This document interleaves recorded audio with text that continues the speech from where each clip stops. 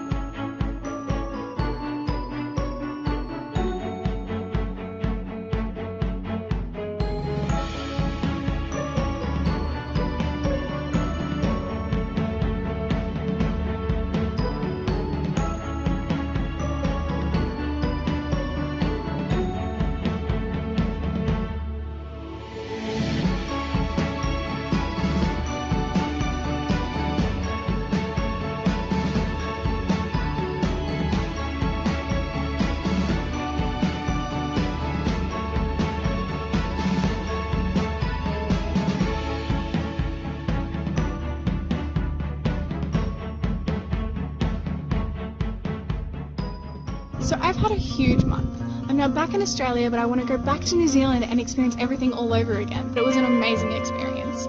I got to communicate with people of different cultures and learn how to work in a team, as well as how to better improve the sustainability of the environment.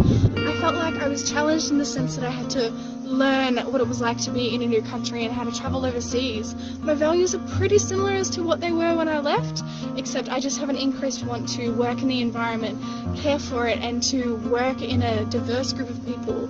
I hope you enjoyed my experience of New Zealand. Thank you for watching my video.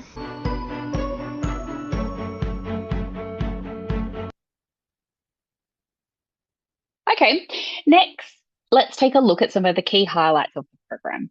While each program is unique and tailored to the needs of the local organisation and the local community at the time of your program, students often get involved in lots of tree planting, wildlife monitoring, and the impact that the wildlife has on the landscape that they're maintaining, weed management, trail construction. These hands-on experience give you a real sense of the work being done on the ground and the skills you'll develop along the way. The team there that you'll work with are so well informed and educated about the local environment. So not only are you learning physical skills, you're also being completely immersed into the local environment and the work that the team is doing there. It's important to note that depending on the location of where you're needed, so no two programs are the same with New Zealand. The project base changes, the locations change. Even sometimes you'll spend half your time in one location and then move to another. It really depends on the needs of the community at the time of your program. So accommodation you can expect to be in sort of volunteer housing setups. Sometimes it's in like hostel style accommodation. It's always shared facilities.